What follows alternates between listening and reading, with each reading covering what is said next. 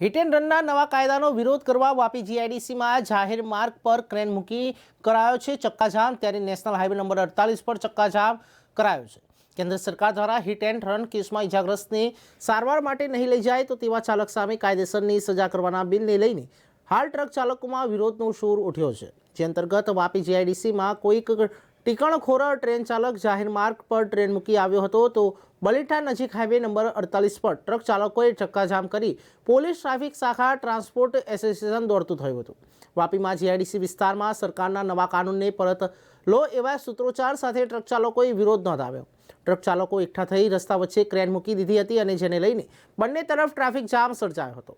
ઘટનાની જાણકારી મળતા જીઆઈડીસી પોલીસ સ્ટેશનનો police inspector VG Bharwad, traffic શાખાના કેડી पंथ एलसीबी सहितनो काफलो पण घटना स्थळे पहोंची गयो हतो। त्यारे तात्कालिक रस्तो खुल्लो करावी क्रेन कोणे मूकी ते अंगे तपास हाथ धरी। ए ज अरसामां नेशनल हाईवे पर बलीठा नजीक पण चक्काजाम कराता त्यां पण समयसर पहोंची पोलीस वाहन व्यवहार यथावत कराव्यो हतो। ट्रांसपोर्ट एसोसिएशन द्वारा दरेकने अपील करवामां आवी हती के क्यांक कोईपण प्रकारनो विरोध करे नहीं, छतां आ कोईने चडावણીમાં विरोध करे जे दुखद छे। त्यारे ट्रक चालकोने अपील करी हती के आवी कोईपण प्रकारनी हरकत कोईपण ट्रक चालक करे नहीं।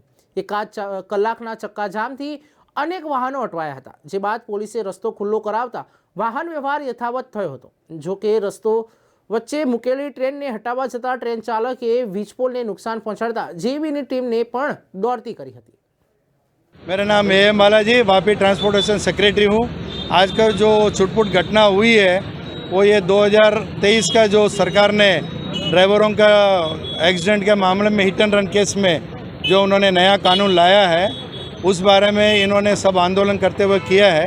बट हमने वापी ट्रांसपोर्ट एसोसिएशन और all India motor transport Congress सरकार से ऑलरेडी हमने पत्र लिखा है कि जो भी है इसके बारे में चर्चा करें। अभी सेशन होते ही उसके बारे में आगे कार्रवाई हो सकती है।